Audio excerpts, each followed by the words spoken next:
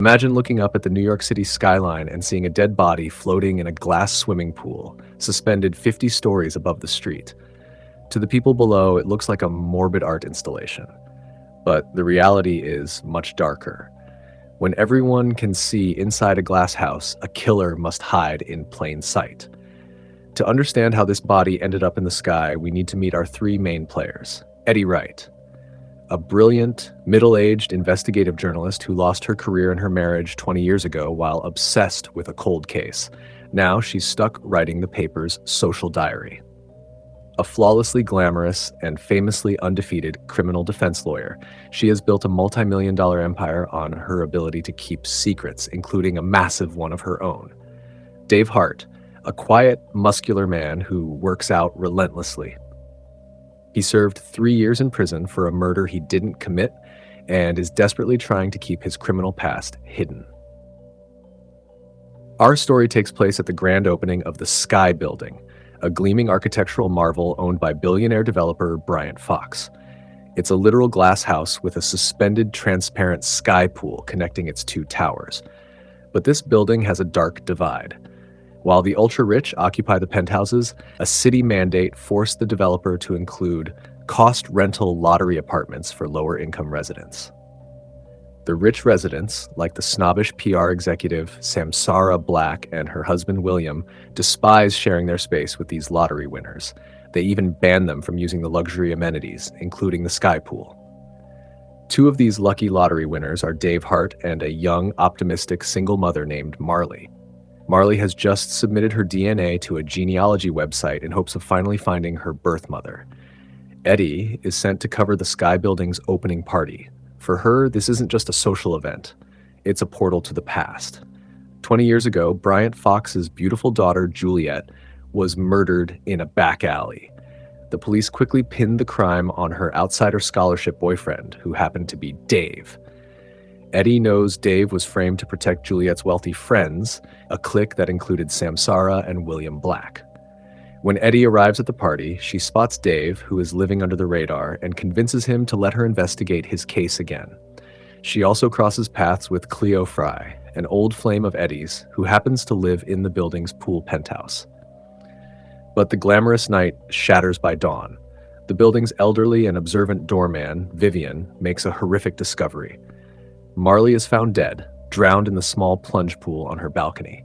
The door is locked from the outside, and the police are quick to label it a tragic suicide. Eddie and Vivian immediately suspect foul play. Marley loved her 4-year-old daughter, Flo, and was excited about her future. She would never take her own life. Tensions in the glass building skyrocket. Samsara Black spearheads a ruthless campaign with the building's board to evict Dave, using his hidden criminal record as ammunition. Desperate, Dave turns to his powerful neighbor, Cleo, who agrees to represent him pro bono to fight the eviction and definitively clear his name of Juliet's 20-year-old murder.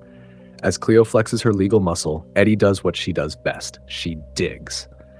Eddie hacks into Marley's phone and uncovers a massive bombshell. The DNA test Marley took right before she died matched her to the Bentwell family.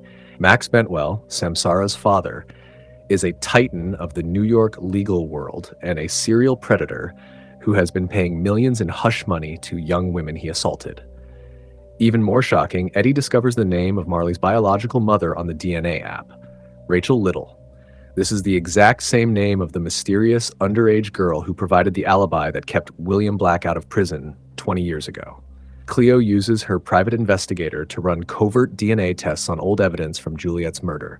The results are explosive. Juliet was pregnant with Max Bentwell's child when she died.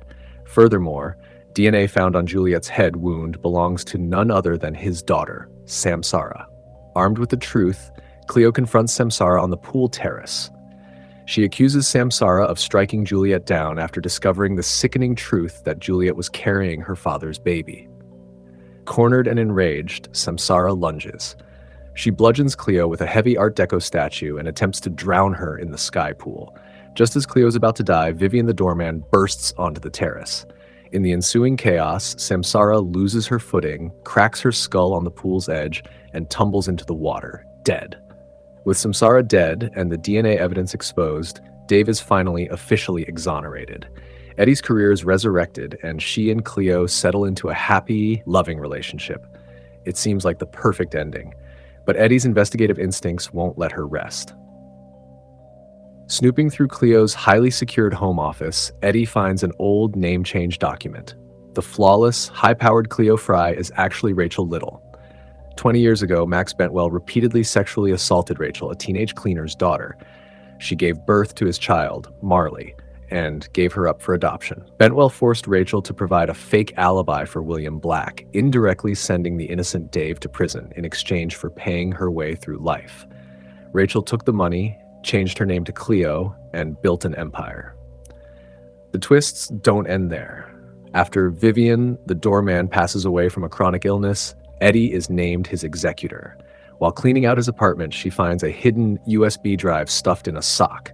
It contains the deleted security footage from the night Juliet was murdered. The video shows Samsara striking Juliet and fleeing, but it also shows what happened next. Juliet was still alive. It was actually Rachel, Cleo, who stepped out of the shadows, picked up a rock, and delivered the fatal blow, taking her revenge on the privileged world that had destroyed her life. Eddie sits in her apartment, staring at the screen. Her girlfriend is a murderer, but Eddie loves her. Choosing her new chance at happiness over the cold, hard truth, Eddie hits erase drive, destroying the evidence forever. Eddie sacrificed her lifelong pursuit of the truth to protect a woman who killed someone and let an innocent man rot in prison. Was Eddie right to let the past die, or did she just become as corrupt as the billionaires she spent her life fighting? Let me know what you would do in the comments below.